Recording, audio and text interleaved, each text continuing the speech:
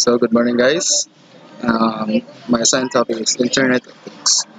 How the next evolution of the Internet is changing everything. So, so how the next evolution of the Internet is changing everything. The Internet of Things, sometimes referred to as an Internet of Objects, will change everything, includes ourselves. This may seem like a bold statement, but consider the impact the Internet already has had on education, communication, business, science, government, and humanity. Clearly, the Internet is one of the most important and powerful creations in all human history. Now, consider that IoT represents the next evolution of the Internet, taking a huge leap in its ability to gather, analyze, and distribute data that we can turn into information, knowledge, and ultimately wisdom. In this context, IoT becomes immensely important. So, one of the example of IoT for now is the any devices that uh, So now one of the examples of IoT is any devices like car, cell phones, telephones, printers. So that's it. Um, IoT as a network of networks. Currently, IoT is made up of a loose collection of disparate purpose-built networks. Today, cars, for example, have multiple networks to control engine function. So as what I've said lately, uh, one of the example is like car, cell phones. So safety features, communication systems, and so on. Commercial and residential buildings also have various control systems for heating, venting, and air conditioning, telephone service, security, and lighting. As IoT evolves, these networks and many others will be connected with added security, analytics, and management capabilities. Next slide.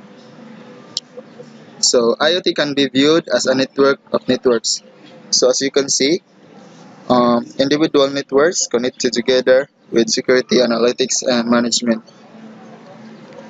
The transport, energy, other earth, homes, education connected to the business. And why is IoT important? Before we can begin to see the importance of IoT, it is first necessary to understand the differences between the IoT and the World Wide Web. In terms that, so what is the differences of these two um, these in between? But so what is the differences of internet and the World Wide Web? So the internet is the physical layer or a network made up the switches, routers, and the other equipment. Its primary function is to transport information from one point to another quickly, reliably, and securely. While the web, on the other hand, it is an application layer that operates on top of the internet. Its primary role is to provide an interface that makes the information flowing across the internet usable. First evolution of the internet. By comparison, the internet has been on the steady path of development and improvement, but arguably hasn't changed much. It essentially does the same thing that it was designed to do during the Ar- ARPANET era. For example, in the early days, were several communication protocols, including Apple Talk, Token Ring, and IP. Today, the internet is largely standardized on IP or Internet Protocol. IoT applications.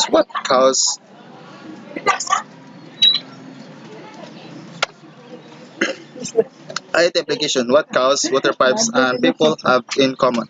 When we cross the threshold of connecting more objects than people to the internet, a huge window of opportunity opened for the creation of application in the areas of automation,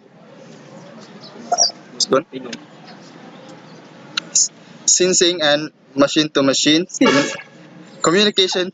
In fact, the possibilities are almost endless. The following example of highlights some of the ways IoT is changing people lives for the better. So it is the example, guys. Come on, let now. Challenges and barriers to IoT. Several barriers, however, have the potential to slow the development of IoT. The three largest are the development of IP version 6, power for sensors and agreement on standards. Development of IP version 6. The world ran out of IP version 4 addresses in February 2010. While no real impact has been seen by the general public, this situation has the potential to slow IoT progress since the potentially billions of new sensors will require unique IP address. So the sensor energy for IoT to reach its full potential sensors will need to be self-sustaining. Imagine changing batteries in billions of devices deployed across the planet and even into space. Obviously, this isn't possible. What's needed is a way for sensors to generate electricity from environmental standards. While much progress has been made in the areas of standards, more is needed, especially in the areas of security, privacy, architecture, and communications. Continue lang ko.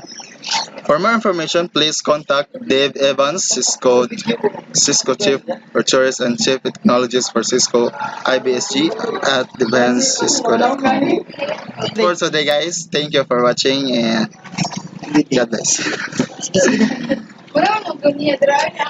Sip, sip. Sip, mana-stop na to? Hello, wano si go ni pop up man mo hagaw. Ataya ani gaw. Sure, uy. Si Deck. Nanon,